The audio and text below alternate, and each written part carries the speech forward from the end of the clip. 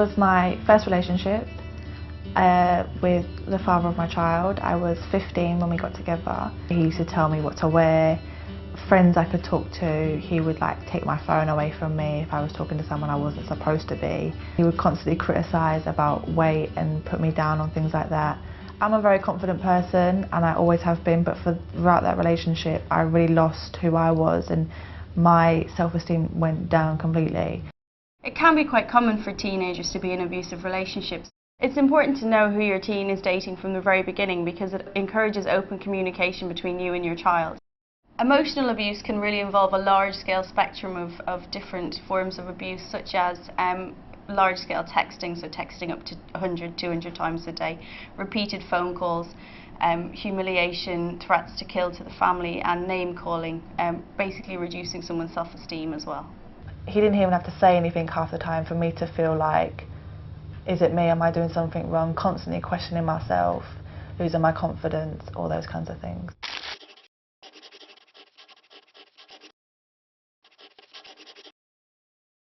Verbal abuse is a form of emotional abuse and can include name-calling, saying that someone is fat, putting them down, humiliating them in front of their friends. I wouldn't talk much, be very withdrawn. I would want to kind of stay to myself. Obviously I didn't go out very much. I would go out to do shopping, take my daughter for a walk, and then I'd get home as quickly as I could. Controlling behaviour, again, is another form of emotional abuse, and what it involves mainly is stopping your partner from seeing their friends, not allowing them to talk to their friends or to their family members as well.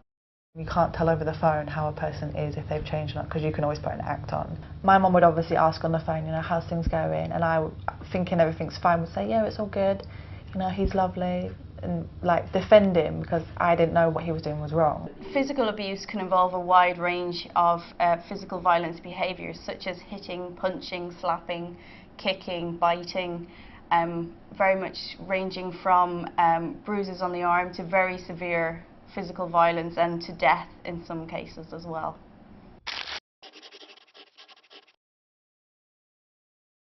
Some of the warning signs that you might see might be things such as falling grades, emotional outbursts, bruises or scratches that they've tried to cover it up, changes in clothing, especially if they're starting to wear long sleeve tops where they used to always wear short sleeved, which might be an indication of physical violence.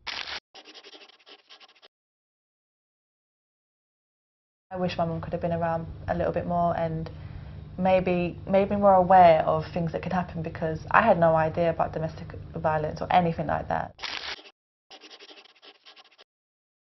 If you're a parent and you're worried that your child's in an abusive relationship, you should really try to encourage them to communicate with you, to talk about their experiences, but don't try and pressure them to end the relationship because you may end up in a power struggle. The first step was calling my friends that I'd lost contact with and talking to them and eventually rebuilding our relationship. Then obviously the next step for me is to think about what am I doing with my life. A lot of teenagers are very confused at this point, so ensuring that they feel they can trust you and they can communicate with you is the most important. But looking back on it now, I feel like I want to shake that girl and say, you're stupid, stick up for yourself, you know. There was nothing wrong with how you dress, there was nothing wrong with your makeup and your friends. He had no right controlling you like that.